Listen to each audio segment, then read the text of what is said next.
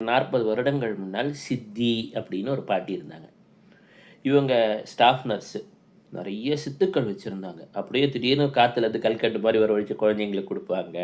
அப்புறம் எங்கேருந்தோ ஒரு திருநீர் அப்படியே வரவழைச்சு குடுத்து நெத்தியில இடுவாங்க. ஒரு தன்னம்பிக்கை பிறக்கும் நமக்கு மனசுக்குள்ள. ஒரு நாள் பேசிட்டு இருக்கும்போது சொன்னாங்க, "இந்த காய்கறிகளை அனாவசியமாக பறித்து இந்த விளக்கெல்லாம் ஏற்றுவது, அதெல்லாம் சொல்றோம் இல்லையா? அதெல்லாம் கூடாது" அப்படின்னாங்க. பச்சை காய்கறிகள் நாம் உணவு உண்பதற்காக இறைவன் படைத்தவை.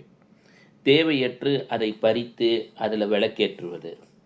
எலுமிச்சம்பழங்கனி விளக்கு கூட நம்ம சொல்றோம் இல்லையா? தேவையில்லாம ஏற்றக்கூடாதுன்னுவாங்க. அது எலுமிச்சம்பழத்த எடுத்தா, அதுக்குள்ள இருக்கிற விதை பாதிப்படையாமல் எடுத்து, அதில ஒண்ணான மரமா வரத்துக்காக ஏதாவது நட்டு வைக்கலாம் அப்படின்னுவாங்க.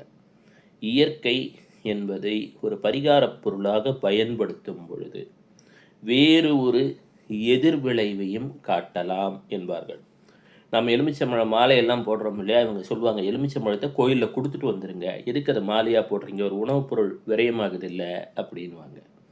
எனவே தான் பச்சை காய்கறிகளை உணவுக்காக பயன்படுத்தலாம். அத விதவிதமா எடுத்து கட் பண்ணி விளக்கேத்துறதெல்லாம் தேவையில்ல அப்படின்றது அவங்களோட கருத்து. நான் இன்னி வரைக்கும் அத பின்பற்றுறேன்.